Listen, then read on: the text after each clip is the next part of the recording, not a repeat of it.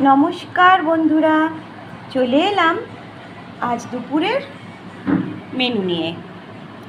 আজও কিন্তু মাত্র দুটো পদ বানিয়েছি। দেখো, মাছের মাথা দিয়ে পুঁই শাক, যে পুঁই শাকটা আমার ছাদ বাগানে টবে হয়েছিল, আর পটল আলু মাছ দিয়ে একটা গামাখা ঝোল, তার সাথে আছে গরম ভাত। এই হলো আমার সামান্য আজকের রান্না। মেয়ে তো আগে স্কুলে চলে গেছে, এখন ছেলে, আমি আর ওর বাবা খাবো, তিনজনে, তাই সামান্য আয়োজনই করলাম।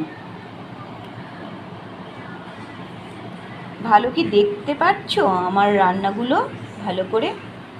একটু ভালো করে দেখানোর চেষ্টা করছি। পটল আলু মাছের গামাখা তরকারি, পুঁই শাকের চচ্চড়ি।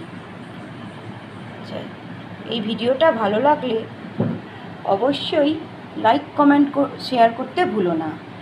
আর ইউটিউব থেকে দেখে রাখলে সাবস্ক্রাইব করে দিও, আর ফেসবুক থেকে দেখে রাখলে অবশ্যই ফলো করে দিও। এখন টাটা, আসছি পরের ভিডিও নিয়ে।